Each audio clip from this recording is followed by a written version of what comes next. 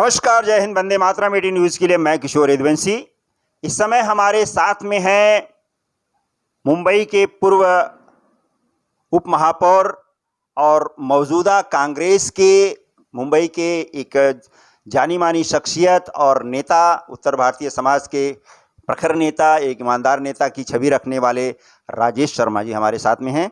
और इन्होंने समय समय पर पार्टी लाइन से अलग होते हुए भी इन्होंने कुछ ऐसे सामाजिक मुद्दे समय समय पर इन्होंने उठाया है जो अंधेरीकरों, मुंबईकरों के हित में हमेशा रहा है। इसके लिए उन्हें चाहे अपनी पार्टी से या किसी विरोधी पार्टी से बगावत ही क्यों न करना पड़ा हो और उनके कटाक्ष का सामना करना पड़ा हो, हर जगह इन्होंने जनता के मुद्दे को, जनता की भलाई को सामने रखते हुए अपना काम किया है। उसमें से एक मुद्दा है जो ESIS का जो हॉस्पिटल है मरोल का, वो मुद्दा उठाया गया। उसे भी हम लोगों ने काफ़ी प्रखर तरीके से उसको उठा करके लोगों के सामने रखा। मौजूदा एक मुद्दा है जो चिनाई कॉलेज का।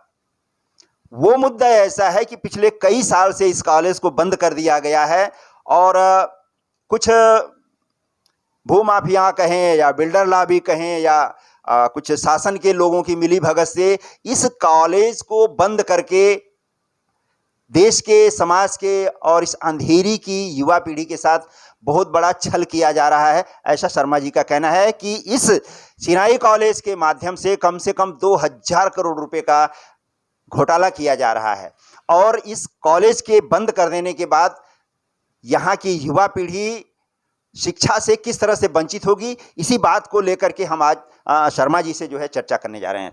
18 न्यूज़ में आपका हार्दिक स्वागत है सर। पहले ये बताइए कि ये चिनाई कॉलेज का असल मुद्दा क्या है?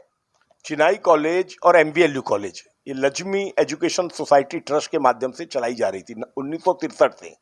अचानक 2009-10 से ट्रस्टी को लगा कि इसको पूरा बेच देना चाहिए और उन्होंने बंद करना सरकार के सहयोग और प्रशासन के सहयोग से शुरू किया। 2015 में 150 जो स्टाफ थे उनका तबादला कर दिया गया। अब कॉलेज के अंदर एकदम अंधकार है।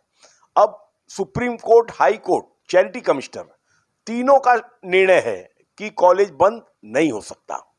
उसके बावजूद प्रशासन के सहयोग से इन्होंने सभी का तबादला किया और अनुदानित जो 8000 सीट थी उसको बंद किया, जो कि मामूली 200-300 रुपए में लोग ग्रेजुएट, पोस्ट ग्रेजुएट होते थे।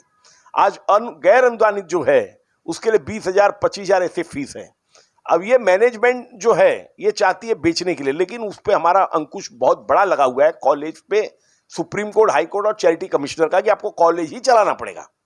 इसके लिए अटक गए बुरी तरह। अब उन्होंने गैर अनुदानित में 200-300 बच्चे रख के दिखा रहे हैं कि हम चला रहे हैं, लेकिन उनका टारगेट है कि इसको जमीन दोस्त करके 2-3 हजार करोड़ रुपए इसमें से निकाल लेना। और उन्होंने पैसा भी लिया है किसी डेवलपर से, पैसा भी लिया है, उसके लिए और अटके।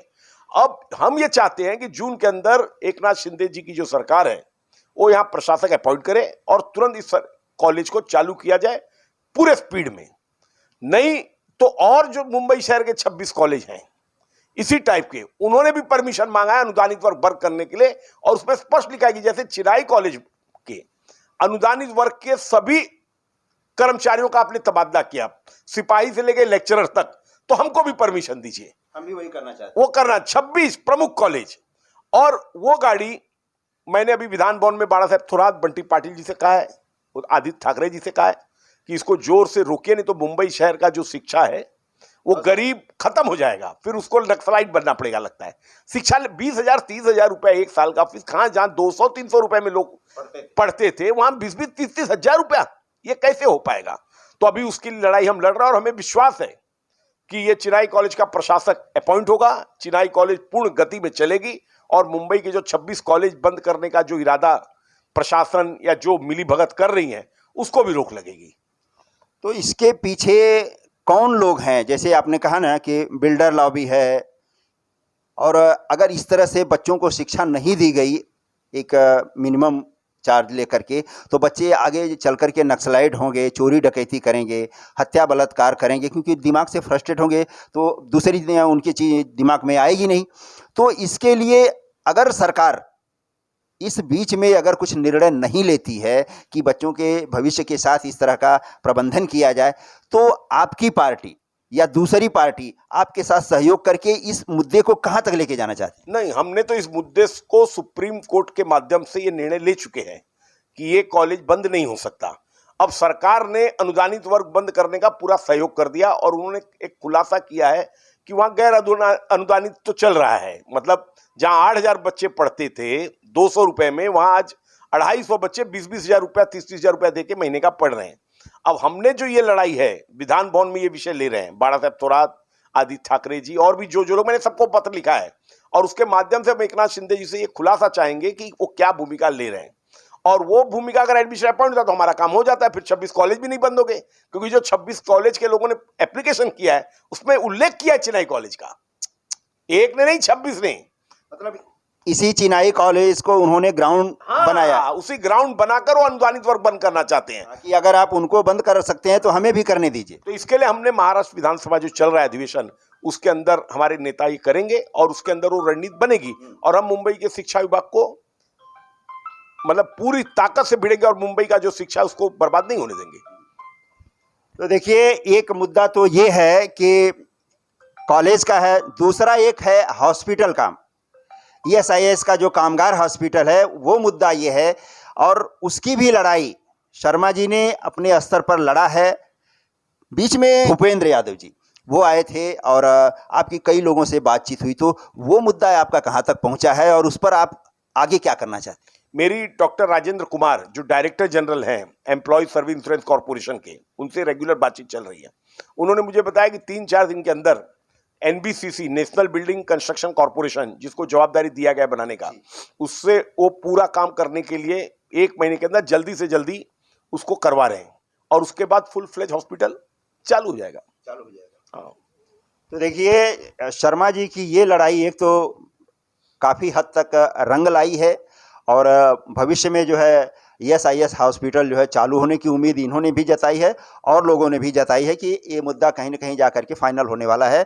और आगे की लड़ाई जो है, इस कॉलेज की लड़ाई जो है, अगर मान लीजिए कुछ देर होती है तो क्या आप जनता के साथ में सड़क पर उतरने के लिए तैयार हैं, गरीब बच्चों के? हम तो पूरी ताकत से रोड पे ही भिड़ने वाले हैं और तो हमारे पास कोई पर्याय नहीं है और हमारा किसी पे विश्वास ही नहीं है।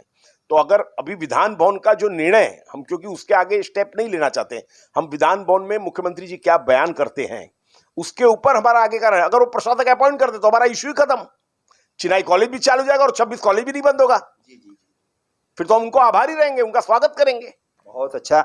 देखिए, अगर ऐसा नहीं हुआ तो ये कॉलेज में जो अभी प्राइवेट सीटों पर जिन बच्चों को शिक्षा दी जा रही है, जैसे कि शर्मा जी ने कहा कि 20-25 हज़ार रुपये आज उनका खर्चा आ रहा है, तो ये लाखों में चला जाएगा और फिर गरीब का बच्चा यहाँ पर नहीं पढ़ सकता है। सीधी सी बात है कि वो लाखों में हो जाएगा और फीस का जो रेट है, और ब्लैक होगा, तमाम तरह की दलाली होगी उसमें भी एडमिशन लेने के लिए तमाम तरह की बातें आने लगेंगी और गरीब आदमी का बच्चा शिक्षा से वंचित हो जाएगा, ऐसा इनका कहना है। 18 न्यूज़ के लिए मैं किशोर रघुवंशी आपके सामने किसी एक और ऐसे ही मुद्दे को लेकर के हम फिर हाजिर होंगे और तब तक के लिए नमस्कार, जय हिंद, वंदे मातरम। मेरा ये वीडियो अगर आपको पसंद आया हो तो आप इसे लाइक, शेयर और सब्सक्राइब ज़रूर करिएगा और आपके भी दिमाग में, आपके भी सामने अगर कोई ऐसा मुद्दा है तो आप हमसे अपने दिल की बात बेझिझक कह सकते हैं। धन्यवाद।